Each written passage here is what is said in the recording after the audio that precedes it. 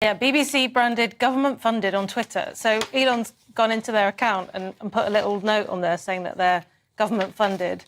He sparked a row with the BBC after labelling the broadcaster as government funded. They're trying to resolve this. So the BBC have said, we're speaking to Twitter to resolve the issue as soon as possible. The BBC is and always has been independent.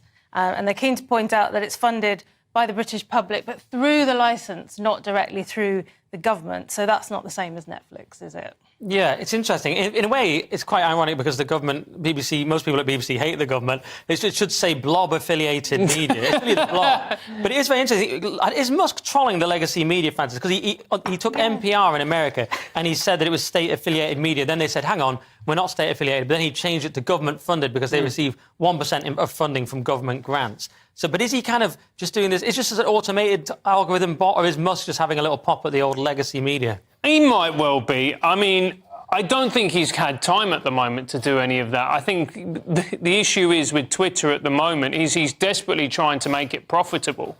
And the problem is, can you make Twitter profitable? As a business, does it have the potentiality to be profitable?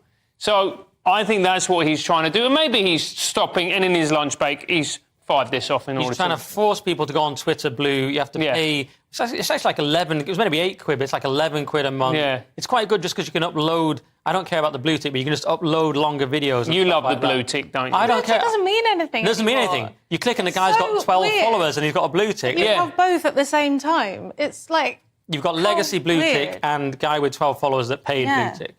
But isn't that more democratic in a way?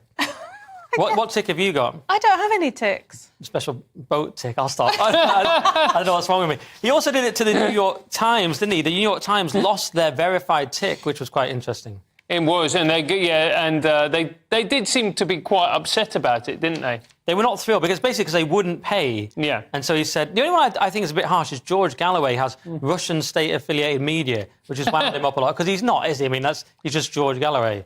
He's just a guy in a hat. It's a bit mean. It is, but it is quite funny as well. This part of you're making it profitable, though. Is this just supposed to be entertaining? It's like a bit cheeky. Oh, what's Elon done now? Yeah, maybe.